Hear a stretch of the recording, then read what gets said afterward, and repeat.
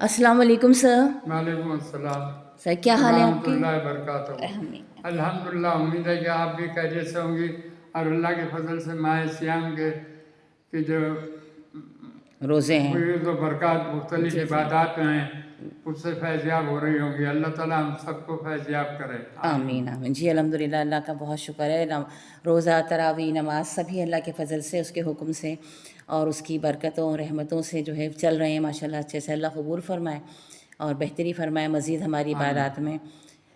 Sir आज मैं चाह रही थी कि आप हमें ज़रा ये बताएं कि मुख्तलिफ़ जो समाजी इदारे हैं और समाजी कारकुन भी हैं, उन तमाम लोगों से आपका एक ताल्लुक़ रहता है और फिर आपने माशाल्लाह अपने स्टूडेंट्स की को भी अपग्रेड किया है, उनकी भी एक टीम बनाई है। तो इसमें आपका किस तरह आपने उनको मोटिवेट किया, किस तरीके से वो आप उनको उस तरफ लेकर आए या वो किस तरह से इस तरफ आए, इसके बारे में थोड़ा सा हमें बताइएगा। देखिए, मेरी अप्रोच शुरू से, जज़ाकल्लाह, आपने बहुत अच्छा था। शुरू से मेरी अप्रोच ये रही है कि आपका जिससे भी जो ताल्लुक़ है, उस ताल्लुक़ की नौइयत जो है वो मिशन की होनी चाहिए कि आप उस ताल्लुक़ को मिशन के तौर पर अपनाएं और जिससे भी ताल्लुक़ हो उस पर अब अपना जो उमूर है वो तो करें, लेकिन उस पर एक ऐसा इम्पैक्ट छोड़ें कि जो हमारे मिशन को तक़वीत देता हो। मिसाल के तौर पर जी। इस्लामी जिम्मेदारी है कि तुम में से हर एक दूसरे के लिए जो है वो राय है, कहा गया है, जवाबदेही एक दूसरे से पूछी जाएगी, तो उनको बेहतर से बेहतर नॉलेज दो। तुम अगर कोई चीज़ तुम्हारे इल्म में आई है तो उसको आगे बढ़ाने की कोशिश करो। तुम उसके प्रोफेशनल हैसियत के अलावा शख्सियत को प्रमोट करने की कोशिश करो। असल अचीवमेंट होना चाहिए। सिर्फ मुजर्रद आप बैठे टेबल पे तो वहाँ बैठकर सिर्फ फाइलिंग कर रहे हैं, ये नहीं, फाइलिंग के साथ आपको अगर कोई तहज़ीब के हवाले से, कोई नज़रियाती एतबार से, कोई शायरी है, एक ज़िम्मेदार शायरी की हैसियत से कोई पॉइंट नज़र आता है कि कम्युनिकेट करे तो आपको साथ साथ वो भी करना चाहिए। मेरी अप्रोच रही है। जी बिल्कुल नहीं कि माशाल्लाह, बहुत अपने अच्छी काम से अप्रोच। काम यार हम ये क्यों करें, ऐसा नहीं कहा गया है।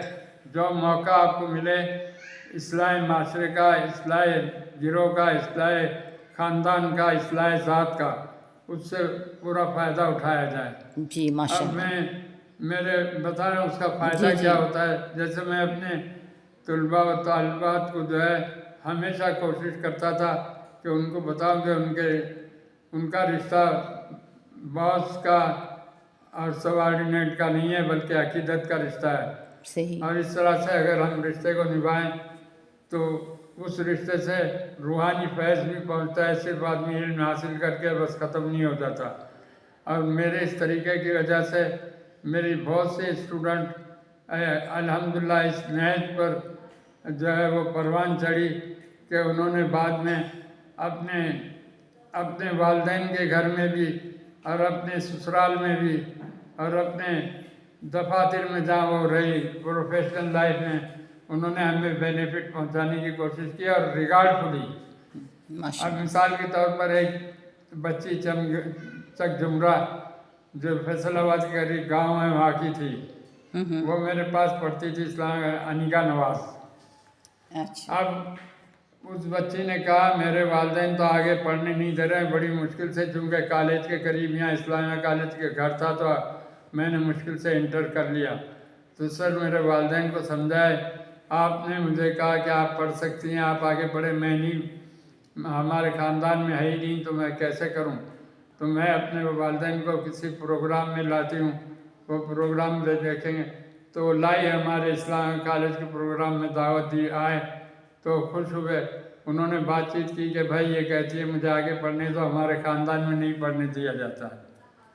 तो उनको मैंने समझाया कि ये ख़ानदान की बात नहीं है, इस्लाम ने औरत और मर्द पर इनका उसूल फ़र्ज़ किया है इससे। सही। और आपकी बच्ची जो है टैलेंटेड है, आपका नाम पैदा करेगी।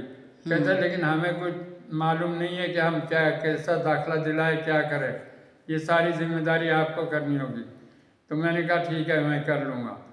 उनके यूनिवर्सिटी में दाखिला मैंने दिलाया डायरेक्ट ऑनर्स में, सोशियोलॉजी से ऑनर्स मास्टर किया उसने और वो माशाल्लाह। फर्स्ट पोजीशन ली और गोल्ड मेडलिस्ट हो गई। माशाल्लाह। जब गोल्ड मेडलिस्ट हुई तो उसको इधर आगा खान इंस्टीट्यूट जो है हमारे करीब यहाँ करीमाबाद पर है, जी जी। जो इस एजुकेशन जैसे जैसे बीएड और एमएड की ट्रेनिंग होती है उस तरह का इदारा है, उसने उसको बहुत अच्छी जॉब मिल गई। और उसने मेरी वहाँ भी बुला के पसीराई की, लेक्चर का इंतजाम जैसे उसके बाद उसकी शादी हुई। एक अमेरिका में एक डॉक्टर आमिर यंग थे, उनका पैगाम आया उसके लिए और शादी हो गई माशाल्लाह। अच्छा, अब मेरा राब्ता उसके बाद थोड़ा कम था, लेकिन मैं वर्ल्ड ब्लाइंड यूनियन का ऑफिसर था और मैं एक मीटिंग में जा रहा था उस वक्त वाशिंगटन में। वहाँ के जस्टिस से उन्होंने वो माजूरों के उमूर पर कानून साजी की ज़रूरत पर वाशिंगटन डीसी में मीटिंग बुलाई थी। और मुझे उन्होंने हयात एजेंसी बहुत बड़ा हासिल इसकी होटल की सीरीज है उसमें ठहराया था, मगर मैं अकेले गया हुआ था। अच्छा। उसके बाद दूसरा इजलास हुआ एटलांटा में। नहीं, उस वक्त मैं अकेले नहीं गया था, उस वक्त मेरे साथ गाइड था, लेकिन दूसरा इजलास उसी सिलसिले का वर्ल्ड ब्लाइंड यूनियन का एटलांटा में हुआ। National federation of the blind जो है उसने उसको होस्ट किया था, national federation of the blind America की जी। तो उससे मैं तना गया था और मेरियट होटल में मुझे ठहराया था। तो अब मैं अकेले था, मेरी खबर कराची में यहाँ लगी कि शाहिद मेमन जो है वो वर्ल्ड ब्लाइंड यूनियन के ऑफिसर की हैसियत से और पीएबी के सरबराह की हैसियत से जो है ये एटलांटा में होने वाली कॉन्फ्रेंस में शिरकत के लिए अमेरिका रवाना हुए। अखबार में ये खबर उनकी अम्मी ने पढ़ी, अनिका नवाज की। अच्छा। और उन्होंने कहा भाई मैंने पढ़ी तो उनकी वाइफ से पूछा कि शाहिद साहब के साथ गाइड कौन है, तो उन्होंने कहा गाइड तो कोई नहीं, अकेले गए। ये थोड़ी बात लंबी हो रही है, लेकिन मैं बता रहा हूँ, देखे अहम बात है। अहम है।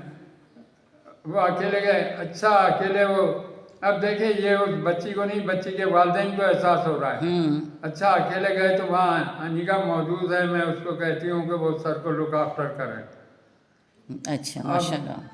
वो नेशनल में थी और हमारा प्रोग्राम एटलांटा में था। तो उसने मुझे फ़ोन किया कि सर आज सुना आप अमेरिका में आए हुए, आप कहाँ हैं? मैंने कहा एटलांटा है, आपसे अच्छा खासा दूर है, 1.5 2 घंटे की फ़्लाइट है। कहा नहीं कोई दूर नहीं है, आपके साथ गाइड नहीं है तो मैं ऐसा करती हूँ कि 3-4 दिन आके वहाँ ठहरती हूँ अपने शौहर के साथ। जब आपका कॉन्फ्रेंस हो जाएगी तो आपको लेकर जहाँ कहीं शहर में जाना होगा, विज़िट करना होगा और आपको अपने साथ खाना पीना खिलाएंगे, यहाँ का कल्चर आप देखेंगे।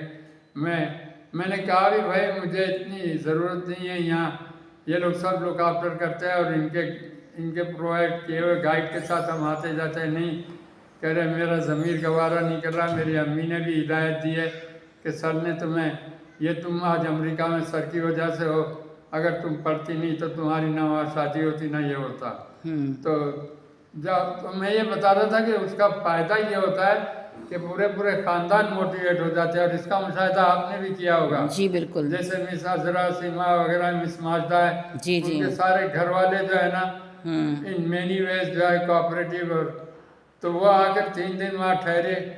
और उसके बाद इस तरह के कई स्टूडेंट हैं जिनको मैंने आमादा किया कि वो तालीम हासिल करें और वो बाद में अपने घरों में गए और घर वालों ने भी उनके हमारे साथ जहाँ जैसे महसूस हुआ ताउन किया। ये एक पहलू है। इसकी मिसालें कोई और मुझे अच्छी याद आई तो मैं आपको बताऊंगा। जी ज़रूर। दूसरा मैं आपसे ये कह रहा था जी जी कि मेरी ये भी अप्रोच थी कि गवर्नमेंट और प्राइवेट सेक्टर, जी। अब हम यही नहीं है कि हम चैरिटेबल ऑर्गेनाइजेशन नाम दे दिया तो चैरिटेबल ही हो गए। हमारा एक स्टेटस है, सोशो इकोनॉमिक स्टेटस।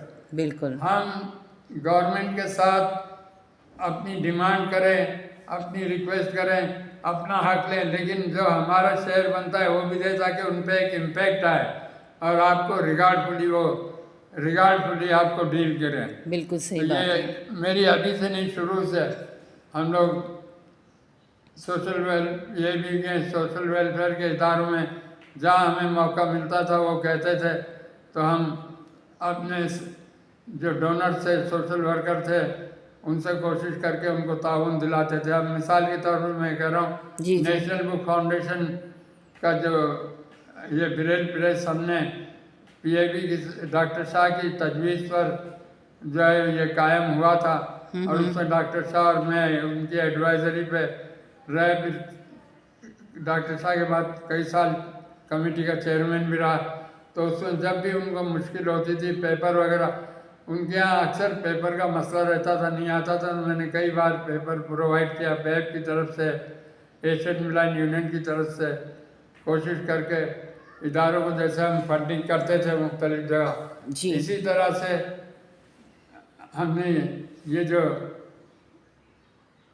डीपीडी का जो जी जी सिंध गवर्नमेंट सिंध डीपीडी का गवर्नमेंट DEP जो ब्रेल प्रेस है, तो डीजी थे निजामानी साहब, उन्होंने रिक्वेस्ट मुझसे की थी कि यार हमारा प्रेस बंद है, इसमें पेपर नहीं आया। मैंने कहा पेपर भाई तुम है पेपर, उसको आपने नहीं लिया, इतना बड़ा प्रेस ले लिया। तो फौरी तौर पर उसके लिए 1 लाख रुपए का पेपर लेकर हमने दिया और ये प्रिंटिंग शुरू हुई। और मैंने रिकमेंड किया कि शकील साहब की निगरानी में, इस तरह से सेक्रेटरी साहब ने रिगार्ड किया और शकील साहब को वहाँ अपॉइंटमेंट मिल गया और शकील साहब की निगरानी में अब वो लोग पेपर ले रहे, सब कुछ कर रहे हैं, बजट में रख लिया। लेकिन पहले उन्होंने शायद नहीं रखा था तो पेपर नहीं था। तो मैंने स्टार्ट किताबों का उस प्रेस पे करवाने के लिए पीडीएफ से जो है वो बिरल अरेंज किया। इस तरह से अब देखें, लोग ये कहते हैं कि अगर हमने मास्टर कॉपी की है तो दूसरों को ऐसी क्यों दे दे किताबों की। या हमने कुरान की मास्टर कॉपी, मुल्क में जो लोग चाहते थे कि कुरान शरीफ छापे, हमने जैसे अकाब है जी जी कश्मीर की बहुत बड़ी ऑर्गेनाइजेशन है प्रोफेसर इलियास की, जी बिल्कुल उनको भी हमने, उन्होंने कहा कि आपके पास है सीडी थे, हमने उनको ऑफर दी कि आप सीडी ले लें और आप छापे, आपको दोबारा मेहनत करने की ज़रूरत। हमने इजाज़त नहीं रखी। मैं इस अप्रोच का कायल नहीं था कि चीज़ों पर इजारादारी रखी जाए, बल्कि उसको नाबिनाओं के और माजूरों की फैज़ रसानी का जरिया है तो उसको आम किया जाए। बहुत इसी अच्छी तरह नेशनल बुक फाउंडेशन को भी हमने ये हार्ड कापी उनको प्रोवाइड की इंग्लिश तर्जुमे की। उनका इरादा था कि तर्जुमा इंग्लिश कुरान शरीफ का छापे, तो हमने कहा ये आपको हम सीडी देते हैं, इस पर बड़ा काम हुआ है। ये तो आपको याद होगा अभी 4 जनवरी को जो बड़ा प्रोग्राम हुआ था हमारा, उसमें हमने नेशनल बुक फाउंडेशन को सीडी दी थी और उनके ब्रेल प्रेस के मैनेजर फैसल साहब ने आकर रिसीव की थी। तो ये मैं बात आपको अप्रोच बता रहा हूँ कि खैर सगाली के पैप और पीडीएफ मुख्तलिफ तंजीमें हैं, लेकिन हमने पैप राशन की तकसीम हुई, कोई और प्रोग्राम करना हुआ, जहाँ पैप मौजूद हुई कोशिश किया कि पैप को इन्वॉल्व करें और वहाँ के जो भी पैप की रिसोर्सेज हैं या पैप के जो लोग शख्सियात हैं उनसे मिलजुल के काम करें।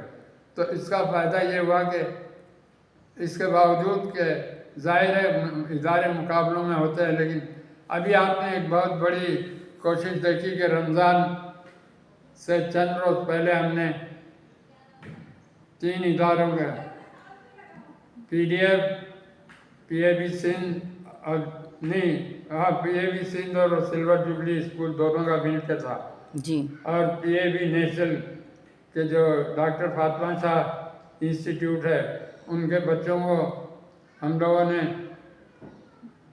तकरीबन ये 3 इदारों को 8 लाख रुपए के ईद के कपड़े और जूते और उनको वहाँ रिफ्रेशमेंट और लंच वगैरह कराने का इंतज़ाम किया। तो एक बहुत अच्छा गेस्चर था खैर सगाली का जी बहुत ज़बरदस्त था। उन्होंने कहा कि ये अंडरस्टैंडिंग डेवलप होने का भी एक बड़ा ज़रिया होता है। जी तो मेरी कोशिश ये रही कि आप जायज़ चीज़ों पर जो आपके उसूली जो है हुकूक हैं उन पर आप ज़रूर बात करें, हुकूक हासिल करनी, लेकिन अपना फ़र्ज़ भी पहचानें, पहले अपना फ़र्ज़ पहचानें, क्योंकि माशरे में आप चाहते हैं इक्वल पार्टनर रहे तो ज़रूरी नहीं कि गवर्नमेंट ही आपकी मदद करती रहे। आप भी गवर्नमेंट की मदद करें। आप इन मैनी वेज आप गवर्नमेंट की मदद कर सकते हैं। कुछ नहीं कर सकते तो गवर्नमेंट ने दी हुई फैसिलिटीज़ और सहूलतों को सही इस्तेमाल करें। ये भी आप उनके साथ ताउन करेंगे, क्योंकि हमारा दीन भी कहता है या अय्युहल्लज़ीना आमनू अतीउल्लाह व अतीउर रसूल व उलुल अम्र मिनकुम फ़इन तनाज़अतुम फ़ी शैइन फरुद्दूहु इलल्लाहि व रसूल, सुभान अल्लाह। कि तुम अल्लाह और रसूल की इताअत करो और उलुल अम्र की करो, और उनमें जहाँ तनाज़ा हो तो अल्लाह और रसूल के से रुजू करके अपने मामलात को सही करो।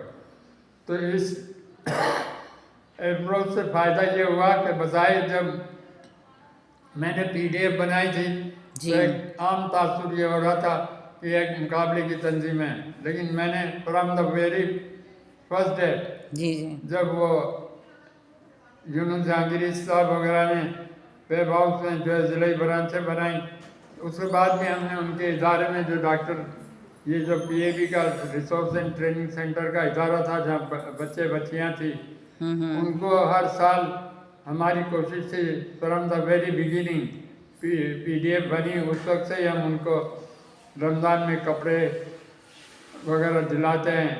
और यानी ताउन का एक अंदाज में ये नहीं बता रहा हूँ कि ये कारकर्दगी में कह रहा हूँ कि हमारी कोशिश ये होती थी कि जहाँ बज़ाहिर इख्तिलाफ की सूरत भी नज़र आ रही है, लेकिन जो इख्तिलाफ को कम करने वाली चीज़ें हैं, जो गेस्टर ऐसा होता है कि जिससे इख्तिलाफ कम हो और मुफाहमत और अंडरस्टैंडिंग प्रमोट हो, इस पर कि मकासद तो एक ही है कि माजूर अफराद को अपलिफ्ट करना है। तो जी बिल्कुल। माजूर अफराद में ब्लाइंड भी है, और ब्लाइंड तो हरावल दस्ता है नाबीना माजूरों का, जी बिल्कुल क्योंकि सही उसी बात ने है। जो है बेशतर शोबों में काम शुरू किया तो ये काम किया। मैं आप मुझे तवज्जो दिला रही थी, जी मैंने इस तरह से कोशिश की कि अपने नाबीनाओं में भी जो शख्सियतें ऐसी हो सकती थी कि वो अपने पैरों पे खड़े हो। मसलन खालिद हुसैन भट्टी जब सिंध में आए, वो सिंध के थे, और उनको जब पता चला कि PAB बनी हुई है सिंध की और हैदराबाद की ब्रांच है, जी जी। तो उनको हमने कैश करने की कोशिश की। उनकी सलाहियत बड़ी थी, वो अच्छे पढ़े लिखे घराने से थे, हालांकि उनका ताल्लुक अटक से था, लेकिन उनके उनके चचा जो है उनके वालिद भी शायद वापडा में थे, और उनके चचा जो है इस्लामाबाद डेवलपमेंट प्लान जब बना था ना, जी जी। उसके पहले चीफ से जो भट्टी साहब के चचा थे, तो भट्टी साहब को ऑन करने की कोशिश की। और भट्टी साहब माशाल्लाह, आप भट्टी साहब से शायद मिली है, खालिद हुसैन भट्टी साहब से। जी जी, मुलाकात रही है। तो खालिद हुसैन भट्टी साहब ऑयल एंड गैस कॉरपोरेशन में उसके जो है ना ये जो इस तरह के सोशल इवेंट के जो फंड होते थे, हाजियों का सिलेक्शन करना है फंड का, वो एक बहुत अच्छे, मुझे याद नहीं आ रहा, ओहदे पर थे। और PAB में भी उन्होंने सिंध में नाबीना लड़कियों का, उनकी वाइफ भी जो है पढ़ी लिखी नाबीना थी, तो PAB की मदद से, PAB मरकज़ की मदद से इदारा कायम किया। और वो PDF में भी बड़े सरगर्म रहे। PDF में मेरे साथ वो मलेशिया भी गए, PDF में जर्मनी भी गए, PDF के ज़रिए साउथ अफ्रीका भी गए, तो उनका एक बड़ा रोल रहा है। मरूम हो गए, लेकिन उन्होंने बड़ा रोल अदा किया था। तो इस तरह से कोशिश मेरी ये होती थी, प्रमोट करे तो कायम खान किरवानी उन लोगों से एक बहुत ही मुनफरिद हैसियत के मालिक है। कायम साहब किरवानी जो है जी वो छठी जमात में थे कि उनको वो नाबीना हो गए, तो बिना दुनिया देखी हुई थी, लेकिन वो बहुत एम्बिशियस थे। अच्छा, वो हर चीज़ को जिसको देखते थे, ऐसा जैसा वो एडल्ट ब्लाइंड सेंटर कराची में थे, तो बिल्डिंग थी, बड़े अच्छे प्रीमिसेस थी, उसमें हॉल थे, ट्रेनिंग से क्लासेस थी, तो वो देखकर वो बड़े, मैं उनको बताऊं कि वो अनपढ़ थे, कोई तालीम उनकी इतनी नहीं थी, छठी जमात की थी, लेकिन उनको काम करने का बहुत शौक़ था। तो रिटेनिंग ऑफ चेयर्स का शोबा था, उससे उन्होंने बेते चीरना, कुर्सियाँ बनना और बांस चीरना, बेत को चीर के बेत का तार निकालना जो है, माशाल्लाह। वो बहुत मुश्किल काम था। एक स्टैंड पर लकड़ी के वो मुख्तलिफ छुरियाँ लगी होती थी और उससे खींच के निकालना होता था। उससे उंगलियां लौलान भी हो जाती थी, धार भी उसकी तेज हो जाती थी। अच्छा, एक दिलचस्प बात मैं आपको बताऊं जी जी। कि ये जब मैं गया तो मुझे भी शौक हुआ। मैं पहले दिन ज़ोहर की नमाज में कायम साहब से मेरी मुलाकात हुई। अच्छा। 18 अगस्त को मैं पहली बार एडल्ट ब्लाइंड सेंटर गया। 2000 नहीं, 2000 क्या, वो 62 में, 1962 में हम्म। 18 अगस्त को मैंने विज़िट किया और फिर 20 अगस्त को मैंने दाखिला लेके क्लास शुरू कर दी। तो ये 20 अगस्त को मेरे साजिद साहब से पहले मुलाकात हुई और उसके बाद ज़ोहर की नमाज में जो है हाफिज़ कबीर साहब से और कायम खान गिरवानी से। हाफिज़ कबीर साहब बहुत डिसेंट आदमी थे, बड़े वह हाफिज़ कुरान थे, दुनियावी तालीम नहीं थी, लेकिन उनका यकसा रिगार्ड होता था। उन पर कभी रोशनी डालूंगा मैं इंशाअल्लाह। वो। मैं उनके इंतकाल से एक दिन पहले भी हमारे साथ उनकी मुलाकात थी और उस दिन दोपहर में भी होने वाली थी और उनकी डेथ हो गई थी अल्लाह ताला मग़फ़िरत यंग एज फरमाए। में। तो कायम खान किरमानी भी उनसे बहुत मुतासिर थे। तो ज़ोहर की नमाज में मेरी मुलाकात हुई और लोगों ने कायम साहब को बताया। कायम साहब को सईद साहब एक इंस्ट्रक्टर थे ये रिकेरिंग अफेयर्स के, जो बाद में कनाडा चले गए थे। तो उन्होंने मेरा तारुफ कायम साहब से कराया कि ये मैट्रिक किए हुए हैं और बैठे। मैं उनके पास बैठा तो उन्होंने अपनी दास्तान हयात सुनाई कि अच्छा। ऐसा हुआ वैसा हुआ, मैं ब्लाइंड हो गया, बहनें और हम सब यतीम हो गए। और एक उनको था, मैं उनको अक्सर लेटर लिख का जवाब देता है, कायम साहब आप मरसिया और कसीदा खानी के माहिर हैं वैसे। अच्छा। यानी कोई चीज़ को निगेटिव लेना हो तो ऐसा भयानक सूरत में पेश करते थे। और पढ़े लिखे नहीं थे, लेकिन एक अंदाज था, बयान अच्छा डिक्टेट था। कराते थे। तो आप मेरे ख्याल में उनसे मिल चुकी हैं एक आध बार। जी जी। ये वहाँ पे जब हम गए थे ना। मुल्तान। जी, मुल्तान में मुलाकात रही थी। तो उनका कोरोना में इंतकाल हुआ तो इन्ना लिल्लाहि व राजिऊन। वो छठी जमात की हैसियत में वो पीछे पड़े रहते थे। शाहिद साहब यार हम ऐसे नहीं बन सकते, या अफसरान जैसे बेगम तैयबी वगैरह ऑफिस से बुलाती है, काम करती है, हम ऐसा क्यों नहीं कर सकते। तो मैंने कहा कर सकते हैं। हुआ ये कि मुल्तान में एक इदारा कायम होना था। तो ये बेगम तैयबी जो एडल्ट ब्लाइंड सेंटर की सदर थी, ये नेशनल फेडरेशन की भी थी उस ज़माने में। नेशनल फेडरेशन जो प्राइवेट इदारे थे उनकी उनके सब इदारों के बिल के एक नेशनल बॉडी बनी हुई थी। तो उस नेशनल फेडरेशन के साथ मेरे काम का जिक्र भी याद रखे करूँगा मैं इंशाअल्लाह। वो। उधर भी एक बहुत मुनफरिद हैसियत रही मेरी। माशाअल्लाह। तो वो 1964-65 में एक इदारा कायम करने का मुल्तान में हुआ किले पर। मुल्तान का किला बड़ा मशहूर है, उसमें चारों तरफ का शहर जो है वहाँ से नज़र आता हूँ। और कासिम बाग जो है, कासिम बाग किला भी उसको कहते थे, क्योंकि कासिम बाग का पार्क में वहीं है। वैसे स्टेडियम है जहाँ क्रिकेट का मैच वगैरह होता है। तो मैं 1964 में इनको भेजा। मैंने भेजा क्या, मैंने यानी मेरी ख्वाहिश थी, तो मैंने बेगम सईदी वगैरह से कहा कि इनके बंदे की हैसियत से। वो लोग खुद भी इनको पसंद करते थे, क्योंकि ये मेहनत करते थे और बिल लोगों का 15 रुपये, 14 रुपये, 50 रुपये, 25 रुपये बनता था। कायम साहब किरवानी का एक बार 170 से ऊपर, एक बार 149।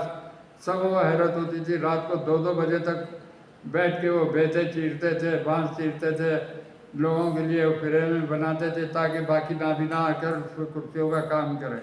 बहुत मेहनती थे वो, मेहनती आदमी थे। दुबले पतले थे उस वक्त। बाद में तो अच्छे खासे हो गए थे, लेकिन तो उनको इंस्ट्रक्टर केन का बना के मुल्तान भेजा गया। अच्छा, वहाँ इन्होंने मुझे कहा कि यहाँ खाद फैक्ट्री भी है, ऐसा भी से कोशिश करे।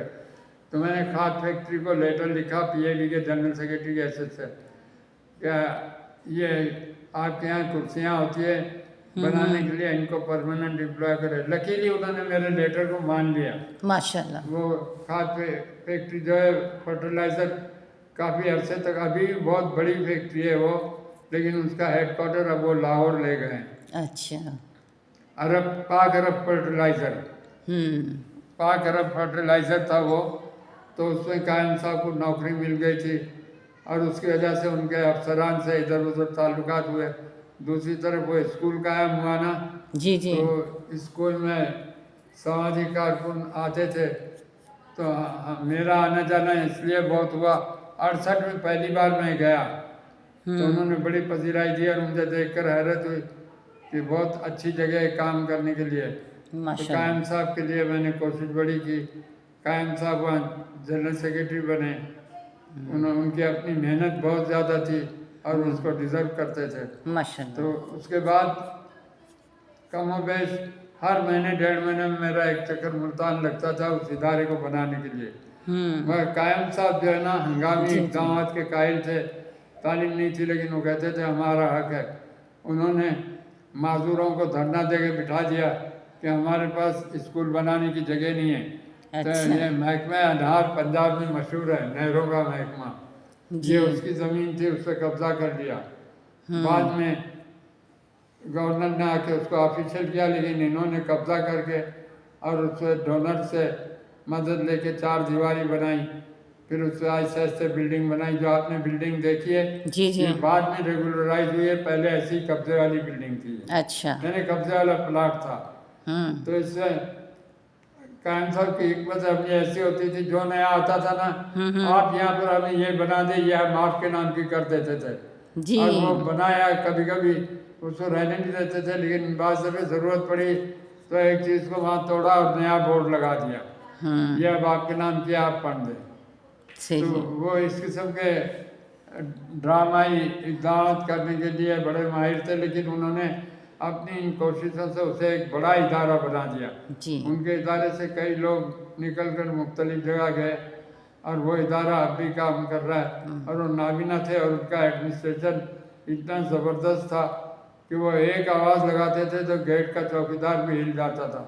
और वो किसी को बुलाया, डांटने के लिए, सज़ा देने के लिए बुलाया ना, बेटा जी आओ, इधर आओ बेटा जी, तो कान पकड़ा और इस शिद्दत से कान पकड़ा और मोड़ा कि उसके आंसू निकल गए,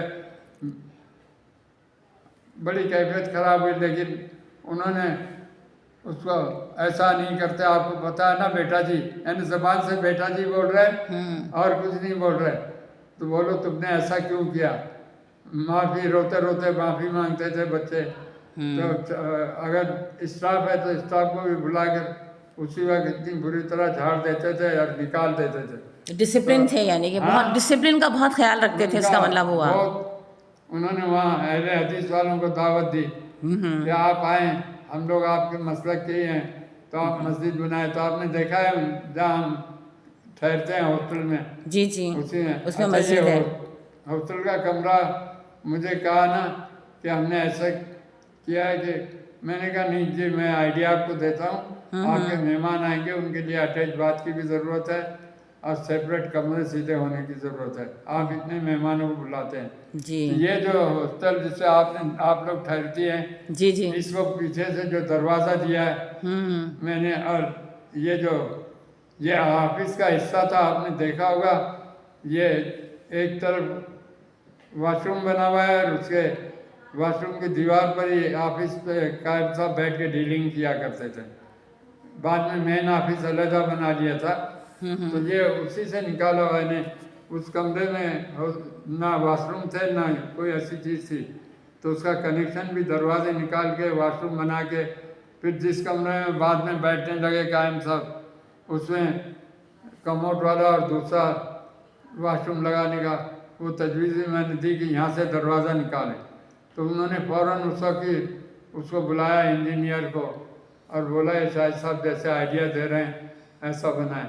फिर उनकी लाइब्रेरी डेवलप की, तो उसके लिए हमने पीएबी की तरफ से जावेद साहब को भेजा था, जावेद मेमन, जो इसके माहिर थे, मोबिलिटी के, एबेकस के, लो विजन के। ये आपके भाई हैं ना? हाँ, तो उन्होंने बड़ा काम किया वहाँ, उनको बड़ा रिगार्ड किया जाता है। तो इस तरह से उस इदारे के साथ, उस इदारे का मेरा ऐसा था कि क्या चोटी दामन का, अच्छा। हर छोटे से थे पूरा। उनकी एक ख़ास बात ये थी कि उनको ऑफिशियल लेटर लिखाने होते थे ना, तो उस ज़माने में फ़ोन जो है रात को 11 से सुबह 6 बजे तक सस्ता होता था, तो मुझे 11 के जी बाद फ़ोन करते थे, अपने कलर को भी उस वक्त बिठाते थे और सुबह 6 से पहले फ़ोन करते। मेरे वालिद साहब कहते थे ये दिन में क्या करता है बंदा, तुम्हें रात में। तो रात मैंने में कहा फ़ोन ये करते फ़ोन सस्ता मिलता है, आधी कीमत हो जाती है, तो उसका फ़ायदा उठाते हैं। और उनके सारे प्रोफार्मे आते थे, ये सब वो ऐसे ही काम करते थे, निगरानी खुद करते थे, बाकी जो काम करना लेटर राइटिंग वगैरह ये सारी चीज़ें दूसरों से करवाते थे। तो मैंने ये कई ब्रांचों के साथ, जैसे नवाब शाह की ब्रांच है उसमें भी ऐसा है, तो जितनी प्रमोट के ये मैं आपको एक और पहलू की तरफ कल बात तवज्जो दिलाऊंगा। इंशाअल्लाह। अब आज यहाँ मेरे ख्याल में अच्छा खासा ये जी हो गया है माशाल्लाह तो अल्हम्दुलिल्लाह क़ायम किरमानी साहब के साथ मामले में बहुत अच्छी बातें पता लगी उनकी।